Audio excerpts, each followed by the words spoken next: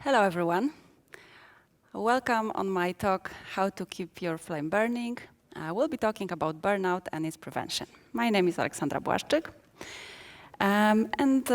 When it comes to technical aspects, I suppose after 2 days of conference, you already know how to use Slido. In case you have some questions, you can post them up there. We'll have some time booked for questions at the end of the talk, so feel free.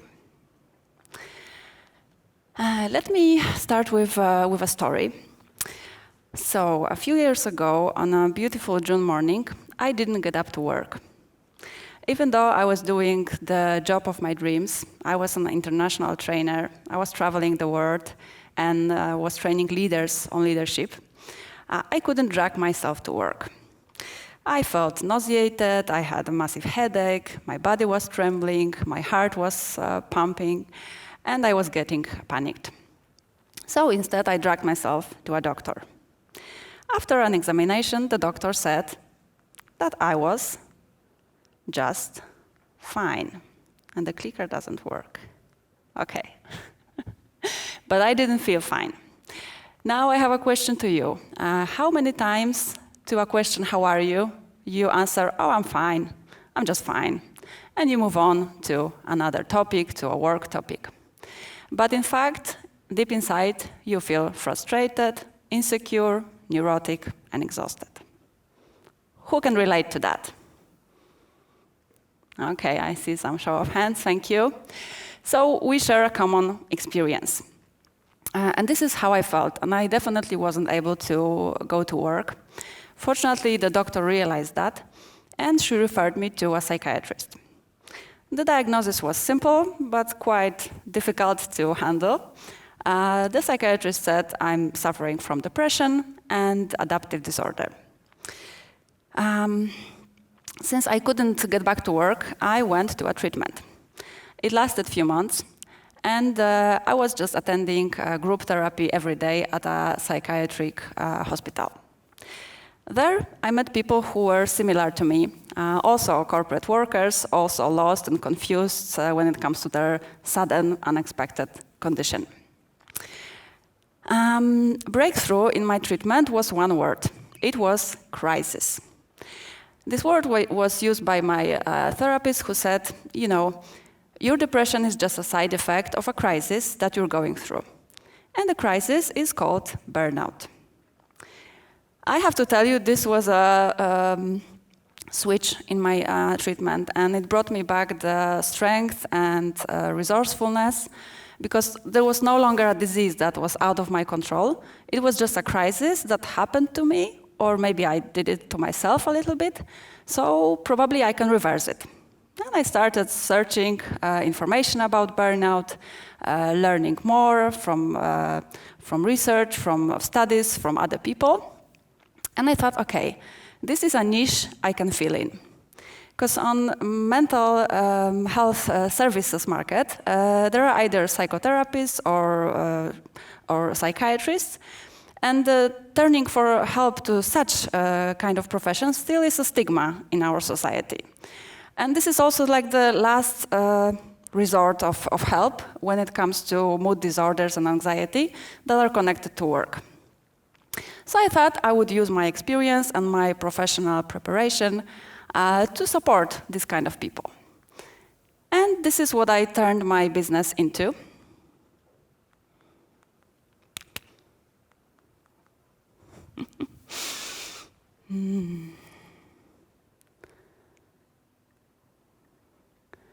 And I became, except from a trainer and a consultant, I became a crisis coach and a consultant, first a psychological aid consultant.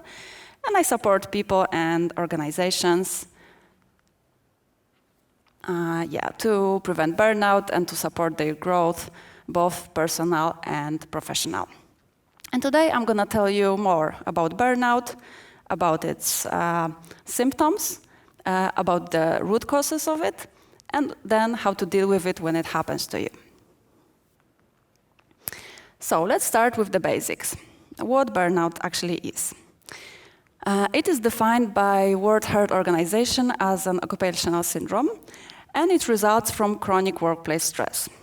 Obviously, now there is no job, no position that would be deprived of stress.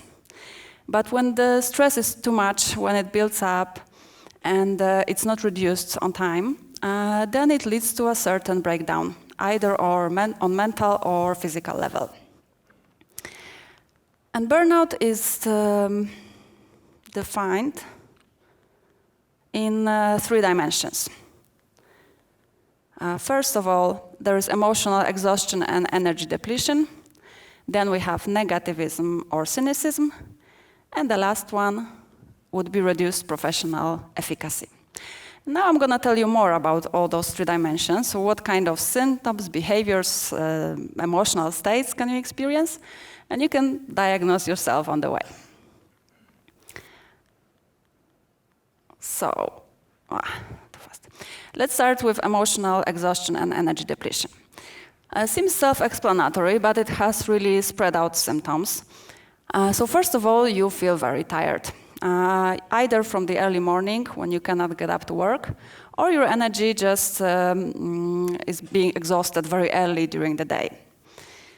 Your mental and emotional state is on the edge, so you get overly irritated, you can cry for no reason, or you can burst out with aggression and anger. Basically, you have a very short temper for some reason, and it's hard to be around you. Also, when it comes to work, no matter what amount of it is it's always too much. You feel like you work too hard, you cannot make it anymore, and you have difficulties to rest. Neither night sleep or a weekend or a holiday give you enough rest to get back to work energized and invigorated. The reason is that you've exhausted your energy to such a level that such a short period of time is just not enough for your nervous system to recover. So how many of you can relate to this kind of state? How often does it happen to you? Show me your hands. Yeah, some people wave. Yeah, okay. Right, but it doesn't mean you're burnout yet, yeah? If you have only these symptoms, means that you're just exhausted and you need a proper rest. But there are other dimensions that complete burnout, and the next is negativism and cynicism. This is basically, it shows in your attitude. All of a sudden, you started feeling indifferent about work, you have some toxic comments about work, you get sarcastic sense of humor, you complain a lot, you basically become toxic for your environment. And people either don't want to stick around you, or your attitude gets contagious. Yeah? And very often you focus only on the minimum, you really don't go extra mile to do your job. You stop caring about your colleagues, your employees, your clients. You just stop caring. And this is, well, when it comes to sarcastic sense of humor and this kind of distant attitude, I realize it's quite common in IT industry. Don't you say? Many people say that sarcasm is a sign of intelligence. As much as it can be, it's also a defense mechanism. And it happens to us when we don't want to face something that is too overwhelming or emotionally just too difficult. So think about it for a moment. And then the last dimension is reduced professional efficacy. So this is a state of mind when we feel that our potential has gone. Our source of inspiration dried out. We have nothing more to offer to our colleagues, to our clients. Our creativity is completely down. And we have difficulties taking up cognitive abilities such as memorizing, learning, planning, strategizing, dreaming. So basically everything that makes us human, those processes are decreased. And again, this is the reason of the exhausted energy of our brain. Very often, people who experience that, they say that they feel stupid. All of a sudden, they lost their resourcefulness, their resources, their creativity. In fact, really, when it comes to the IQ, if they are taking tests of IQ in this kind of state, it shows a lower number of points. So, how many of you can relate to this kind of state? There are also some people, yeah. Okay, so these were just the very basic symptoms, very basic description of how burnout might feel. It's not enough for a diagnosis. The burnout is diagnosed with a very thorough test and examination. And it's good if you have this kind of guess that it might concern you. It's good to consult with a specialist. So now let's talk about how does one get it. Basically, there are two groups of people when it comes to burnout. One group thinks that burnout happened to them, that this is the fault of an organization, of an employer, and they blame others for that. And the other group thinks that this is their own fault, that they somehow misconducted their own behavior and they disturbed themselves. Obviously, none of the group is completely right. The truth lays somewhere in between. And let's see now what can actually cause burnout.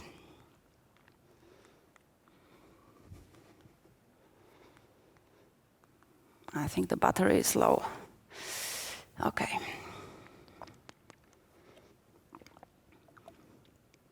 So first of all, let's discuss environmental root causes of burnout. According to Christina Masla, who's a professor at Berkeley University and researches burnout since the 80s of 20th century, burnout is a mismatch between an employee and a position. And this mismatch can happen on various levels. So first of all, there might be too much workload. This is a situation when you basically have too much work. You have to work overtime, you have to work on weekends, you cannot mentally get out of work.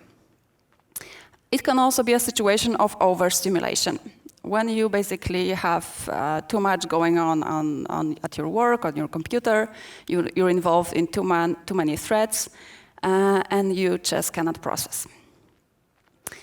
Another reason could be micromanagement. When your work is supervised very closely and you have no space for your creativity, for your autonomy, for making decisions. But I believe in IT is a rare case. At least I didn't hear much from my clients about it. Then we have insufficient reward. This is a situation when you miss either financial reward or an emotional reward, which would be a recognition, a good feedback, positive word. Then we have unfairness. Here we talk about unfair distribution of goods in the company. It could be either budgets for salary raises, for bonuses, for conferences, business trips, or it could be attention of a manager, for example, or feedback from a client, or unclear access to promotion, for example. Then we have conflict values, when you don't really believe in what the employer tries to convey with their business, and you feel you cannot put your heart into it. There is something that has become very severe in the last years, which is breakdown of community. There are two kinds of this kind of situation. Either you work in an environment that is toxic, that is full of dirty politics, full of speculation, gossip, where you cannot be yourself and you just feel you cannot trust those people. Another type of breakdown of community is a situation where you work in isolation. And it happened to most of us during the pandemic, right? Although many people claim that working from home is the best that happened to them, in fact, it deprives you of the social aspect of work that is quite important. For example, you lose this emotional vent that a team gives you. When you meet at a coffee, during lunch, or at a meeting where you can cross eyes and just, exchange some meaningful looks, well, it's gone when you work from home, and it might lead to mood disorders as well. Okay, so if you think of your organization, can you identify this kind of root causes? Are they present? Not so many hands. Okay, good for you. All right, so now let's talk about IT in specifics, because the IT industry has its colors, and except from the root causes I mentioned, there are also some more. The winner is obviously the workload. You definitely work too much, you work overtime, and very often in non-standard hours, which might disturb your rhythm. Then another reason that research shows is about poor quality management, not enough people skills or negligence of people skills, and also poor quality processes, when processes are completely detached from reality or are just quick and dirty, and they cause frustration. Then what is very common is that there are frequent changes in requirements of a project, so you feel that you wasted your energy coding something for a few days. There is also something called deferred reward, deferred work effect, because when you work on a big project and you just code or test a part of it, you don't really see the actual result. So the satisfaction of work is either deferred or just not there, because you don't have a connection with the final product or with end user. And there's also work in isolation, which is quite common in this industry, and perfectionism. Many of you, I've learned during my career, are perfectionists, and it's good for the quality of the whatever you code. But at the same time, if it's stretched too far, it can be a disorder. So, do you recognize this kind of symptoms in your industry? Okay, I can see some hands, so I did a good research. Thank you. Okay, so to prove that, I have some data also. It's not only my observation. There was an interesting research study done by Haystack in 2020 on IT community. And there were various questions. One of them, some of them related to well-being, and one of them were, I believe I'm depressed. Nearly 40 respondents out of 10,000 confirmed that they do believe they are depressed. And if you're curious where they were coming from, these are the organizations they belong to. So on this list, there are the biggest players in IT industry, and I suppose many of you aspire to work for them, or maybe you do work for them. At the same time, it seems that many people who work for those organizations are not that happy. So this is something to think about. But now enough of blaming the employer. Now let's talk about what can happen in our minds, what can trigger burnout when it comes to our attitude.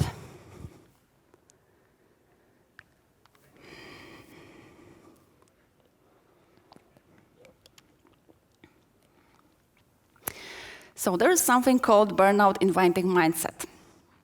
And what can it be?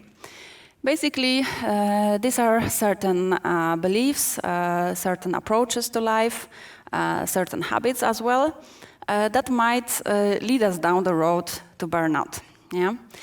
And one of them is perfectionism, as we have spoken before. Perfectionism very often,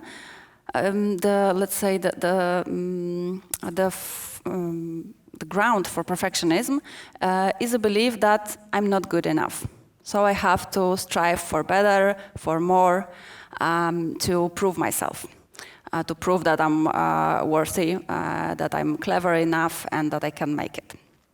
So think about it when you keep correcting yourself and working on tiny details. Another not very favorable mindset could be idealism. When we would like to accomplish high ideas in our work, when we want to strive for high standards, and we face reality that is not so perfect. There are certain obstacles, some things are not possible to achieve, and we get frustrated. I don't know about your industry, but where it is most common is among social activists. They usually work on high ideals, and then they get, punched in the face most of the time. Then what else might not be very favorable to us? For example, feeling indispensable and thinking that this project, this company depends on me and I'm the only one that can provide certain service or do some work. Well, no organization actually wants employees who are indispensable because it's not economic. It just doesn't pay off. Then lack of assertiveness and not setting boundaries when someone asks you to stay longer or take another project. Yeah? Then no work-life balance or no routine that would provide you with this kind of balance at your work. Also, fears that we all have of being judged or rejected. It's quite common for us as humans, but if it starts to control your life and you do everything not to feel rejected and judged, then it might become a problem. So this is something that can trigger burnout. But when it comes to proportions between the root causes of environment and the mindset, I would say that the environment prevails here. It definitely dominates when it comes to the reasons. Imagine that you're a fish in a tank, yeah? So as such a fish, you cannot really see the water. And the water is an environment, and the tank is owned by the employer, who sees the tank and can check the quality of the water. So as such a fish, you can jump out at some point, but it can get scary, because what if there is no other tank? Yeah. So I would say that the root causes of environment are 70%, and the mindset would be like 30%. Yeah. But if you change organization and the burnout happens to you over and over again, it's good to think about why actually it happens to you. Yeah, it's good to analyze this with a specialist, with a therapist or a coach, because it might be a bit alarming. All right. So, any of you has burnout inviting mindset? Have you checked yourself?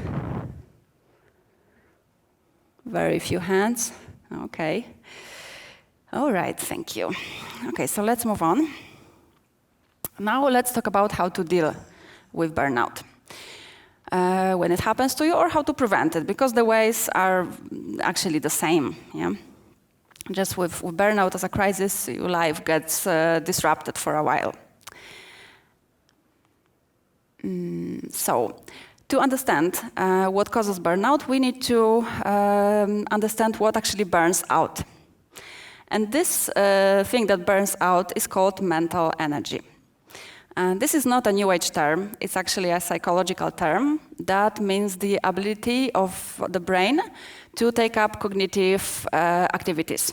As I mentioned, thinking, memorizing, planning, strategizing, being creative, making decisions. Those activities are run by a prefrontal cortex in our brain. And when the energy is down, our brain decides to keep up only the most important processes to keep us alive. And those fancy, sophisticated human abilities are not that crucial at that point. So what we need to work on is to recharge this mental energy if we want to recover. And now, how to recover? There are no quick ways. There are no instant solutions.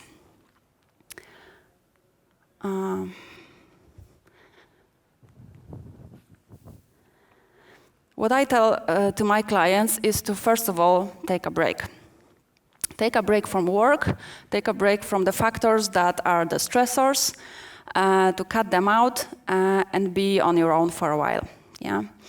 And it's definitely not enough to take 2 weeks holiday. It's just too short of a time to recover. So usually people end up on sick leaves. As I mentioned, World Health Organization put the burnout into ICD. It doesn't mean though it's a disease, and you cannot get a direct sick leave for this. But already it changes the situation because it shows burnout can lead to various diseases. So if you go to a doctor, now they have tools and they have a code to diagnose that something's going on with you. It might be a burnout, and they can advise you with certain treatment. If you're curious how long it takes to recover, it depends how badly you damaged yourself, yeah, and your body and your nervous system. For me, it took half a year. I know people who needed more time. I know people who also needed less time, and it's very individual because it depends on your own abilities, your mental toughness, also the severity of burnout. If it's clinical, it takes longer. If it's just, let's say, medium, it doesn't need that much time. Okay, so what are you supposed to do during the break? It's a time for, first of all, to rest. Yeah, it's not a good time to go for a vacation you've always wanted, because you just have no energy, and you'll be just sleeping at a hotel or laying on the beach and torturing yourself that you do nothing, even though you're on your lifetime holidays. Yeah. So first of all, rest and sleep. Sleep is like the very basic and the first medicine for a situation of stress and crisis. When you're under a lot of stress, your brain doesn't really go to sleep. It just snoozes.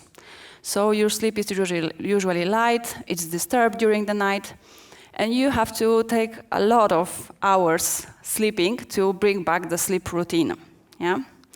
And why is sleep so important? Because during the night and a good quality sleep, your brain clears your nervous system from cortisol, the stress hormone, and then you can wake up renewed and ready for the challenges of the day.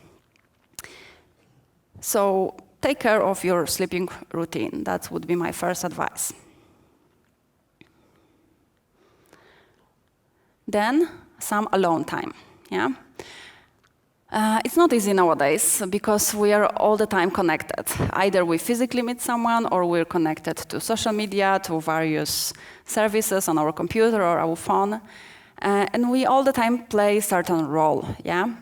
We need to expose ourselves to people, and it's tiring. So it's good to take some alone time to get out of those roles, those commitments, and just be yourself for a moment, as you are.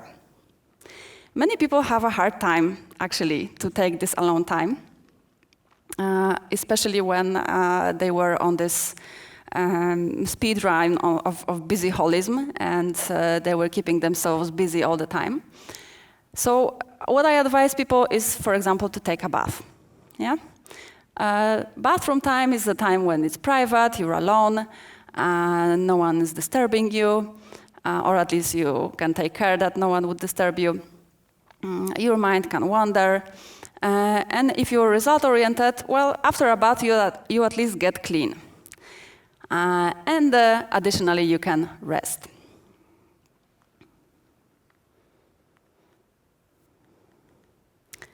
Next would be recreation. I believe I don't have to advertise sports to anyone. It's good to be in motion for our brain and our body. And again, doing sports helps our brain to beat stress. Yeah? To get rid of cortisol and to make us feel resourceful, strong. It definitely influences our mental toughness. It increases that. And if you are in a good shape, you can do the kind of sport whatever you like. But if you're burnt out, what I advise is to do just some recreation. some sport that is physiologically natural, like taking walks, cycling, swimming, something that is not very demanding and definitely is not another goal to achieve. Yeah, because no matter if it's work or private, our brain, when we give ourselves a task, it treats it as work. So make sure that your sport serves you.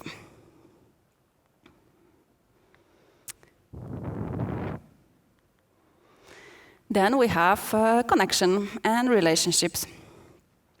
This is another activity, connecting with people, having meaningful and profound relationships that reduces stress and give us social support.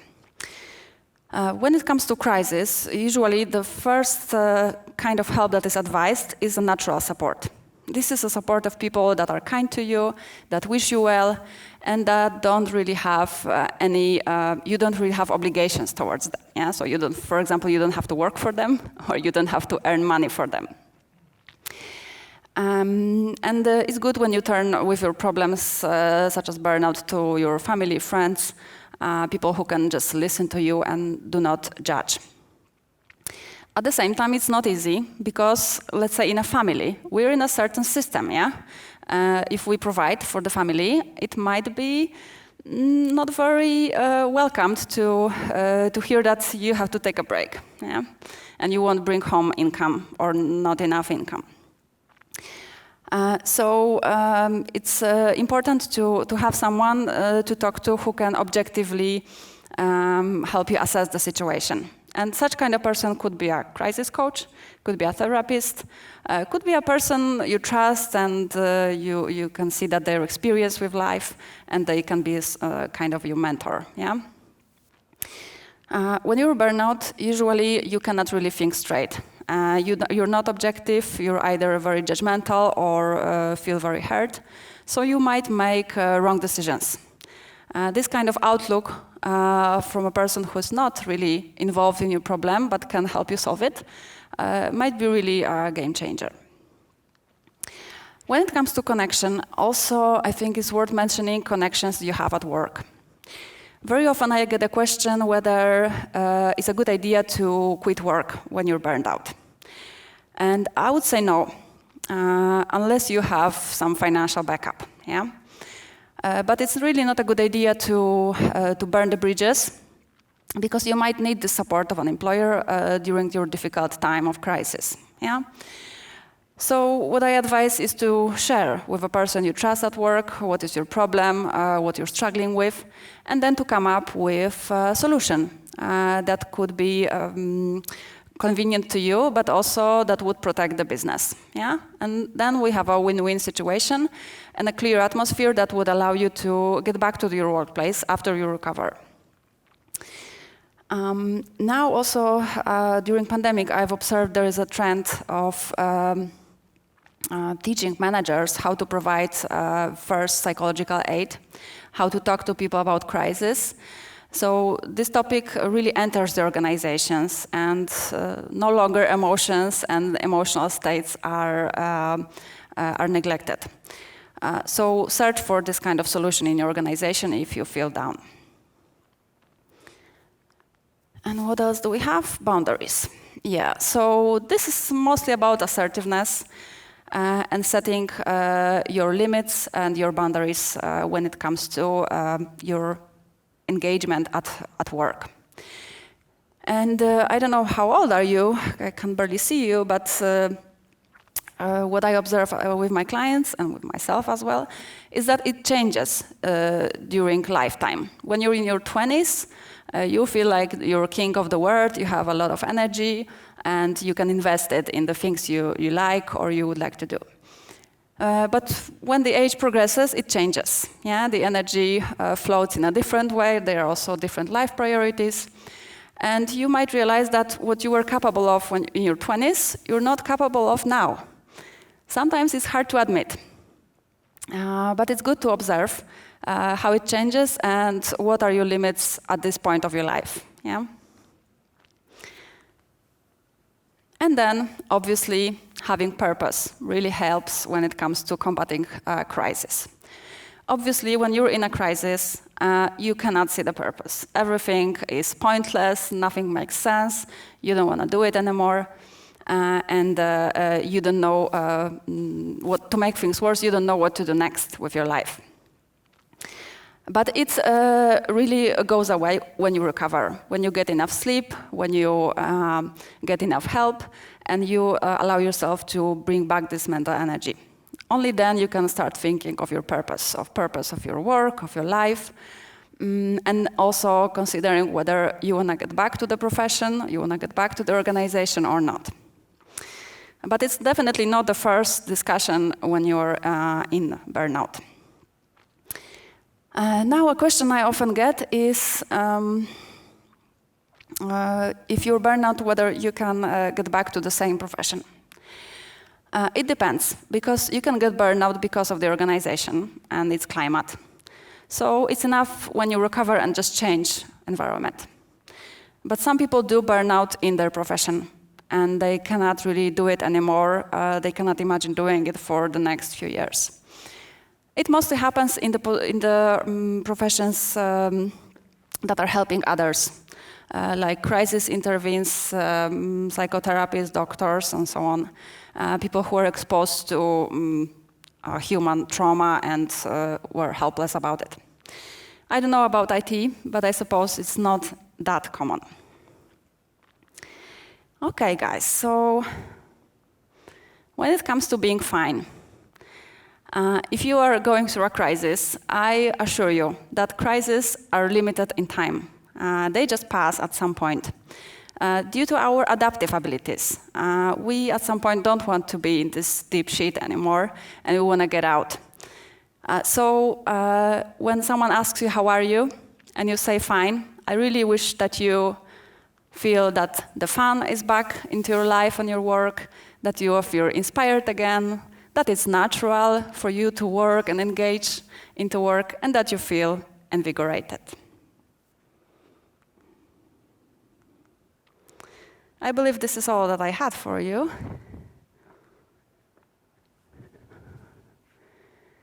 Yep. So you can find me over here on my Facebook fan page, my website, and you can contact me in case you need a consultation or a burnout test. We can then talk in details about your issues. And now, let's see if there are some questions on Slido. Oh, wow. Okay. What do you recommend for employer to reduce burnout of employees? Oh, well. It's not an easy question, not a simple answer. There are a lot of systemic solutions that an employer can introduce to prevent burnout. But what is the most important one is to have realistic goals. Yeah? If the goals are realistic and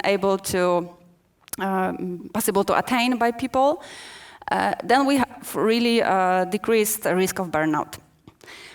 Obviously, other things like I don't know, multi-sports cards, private medical care, now very common consultation with psychologists, some events that promote well-being and so on.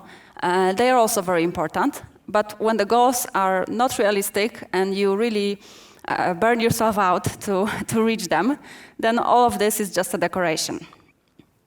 So this is what I would advise. Next one. Let's assume one of my employees shows sign of burnout but doesn't want to admit over a couple months. What should I do as a manager? That's a tough one.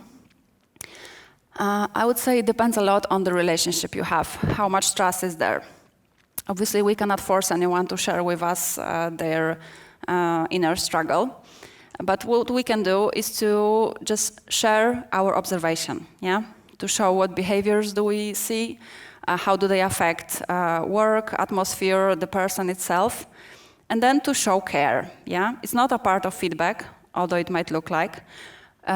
just tell them that, okay, we are worried, yeah, we care for you as a person, and we want to help you, yeah. And then if you have in your organization such services like psychological help, or maybe HR is trained for that, then you can refer a person to this kind of people. Next one. How to prevent following repetitive pattern, changing a job after 2-3 years because of growing number of responsibilities due to staff turnover. That's a complex question. Probably it's not a simple solution that lays in the team or in a person. I suppose the reason lays somewhere in between, in the way organization is managed and the way the people react. There are ways to perform an audit in the organization when it comes to burnout sources. Yeah, there is a big anonymous research that is run among employees, and it shows very clearly where are the pain points. So if this situation is like very common and it disrupts the business, it's good to think about this kind of external audit. Oh, this is a good one. How do you decide if you have a depression, an autistic burnout, or a simple occupational burnout? First of all, you don't decide yourself. Yeah, it's not a point of decision. You have to go to a specialist that would examine you. The difference between depression and burnout, it's tiny but very profound. When it comes to burnout, your mood swings. Yeah, you have those peaks of good mood and energy, but then you have also the lows. The reason for a peak of energy might be, for example, some nice situation at work, like you got a good feedback, you got some prestigious project or some nice business trip, and for a while you feel it's lifted your spirit and your morale, and it's just nice.